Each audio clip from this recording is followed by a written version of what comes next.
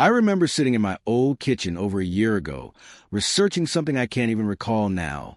What I do remember is a moment from a podcast episode one was listening to, one throwaway line that has stayed with me ever since. The host said, "All my life, I felt like somebody was mad at me, like I'd done something wrong, and they were going to find out." It hit me instantly. I had never heard anyone describe that feeling so clearly before. It was as if he had reached inside my mind and named something I couldn't explain. It resonated because I've lived with that exact sensation, this vague, constant pressure that I messed something up, a lingering fear that someone is angry with me, though I don't know who or why. It's like waiting for a storm you can't see, but feel in your bones. I never understood where it came from. I never knew how to articulate it. Hearing it said aloud made me realize I wasn't carrying some strange, isolated flaw. I wasn't alone in this quiet fear. That realization opened something in me. I began to understand that many people walk around with this ambient sense of judgment or wrongness, a belief that they are not enough. It's a kind of internal surveillance, always watching, always questioning. Listening to conversations like that, especially as I get older, makes me feel less alone. You hear the texture of someone else's inner world, and suddenly your own mind feels less like an anomaly. You think, maybe I'm not defective. Maybe this isn't a personal curse.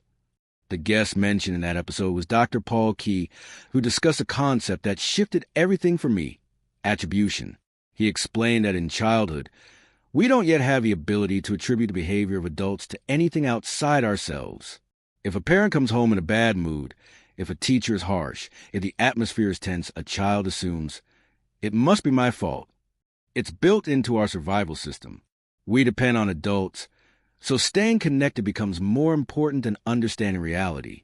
A child doesn't think, Mom had a bad day at work, or Dad is dealing with stress. The child thinks, I did something wrong. That pattern burrows deep into the mind. It teaches us that our emotional safety depends on keeping others pleased, predicting danger, smoothing chaos.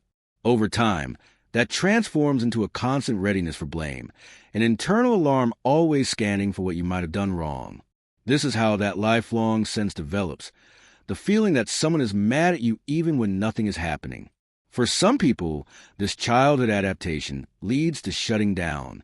For others, it means leaning in, becoming hyper-responsible, trying to fix everything. It all comes from the same place: unpredictability and insecurity. If you grew up in a home with volatility, abandonment, poverty, or emotional inconsistency, you learn to walk on eggshells. You learn to anticipate moods. You learn that safety is fragile. That feeling doesn't magically disappear in adulthood. It lingers, shaping how we wake up each morning. This emotional wiring also explains why getting out of bed can feel so hard for people who grew up in chaos. A bed is predictable, safe, and warm. Outside that comfort lies uncertainty, moods, responsibilities, judgments, environments that once felt threatening. As children, many of us woke up into unpredictability, so our bodies learn to associate mornings with caution. That dread follows us into adulthood, even when our environment has changed. Safety becomes something we cling to, even subconsciously. During one retreat story, Joe shared an experience with his 6-year-old daughter.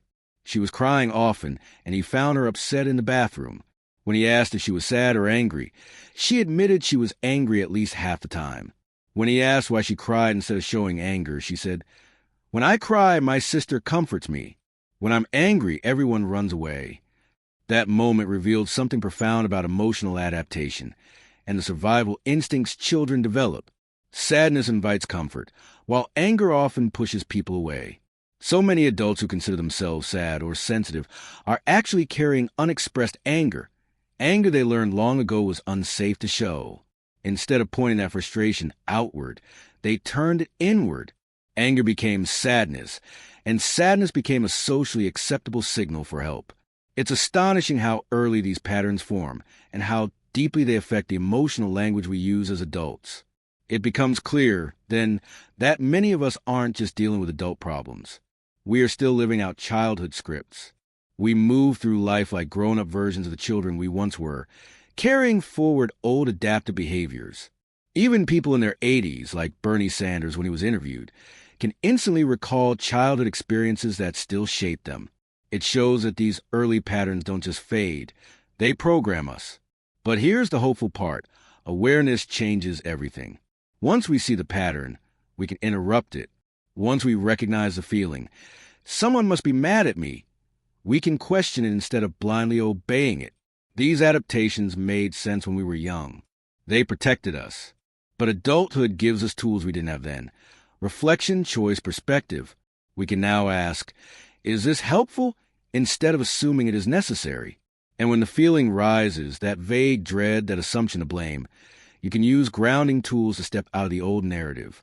Something as simple as telling yourself, I'm going to be okay, breaks the loop, even if someone is upset, even if something goes wrong. The power lies not in the absence of fear, but in your capacity to stay present with it.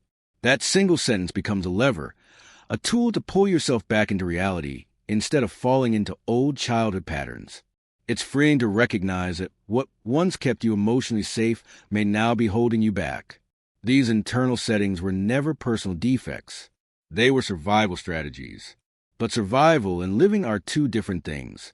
You don't have to move through life assuming disaster. You don't have to brace for disapproval.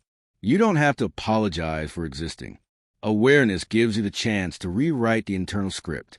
The podcast episode ended with a sponsorship message, but by then my mind was somewhere else entirely, swirling in the realization that I had spent most of my life carrying feelings that weren't mine to carry. The relief of hearing someone else articulate them was more powerful than I expected. It was like someone turned on a light inside a room I didn't know I was locked in. That's the beauty of deep conversations. They remind us we're human and we're not alone. I kept thinking about how many people unknowingly carry these same emotional burdens.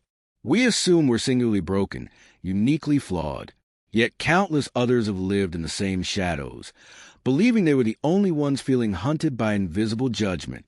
There's something healing in hearing your private fears echoed out loud by someone else. It breaks the illusion of isolation. This understanding also changed how I view others. When you realize most adults are walking around with the emotional patterns of their childhood selves, you start to see behavior differently. You see the scared kid behind the anger, the cautious child behind the silence, the overwhelmed teenager behind the anxiety.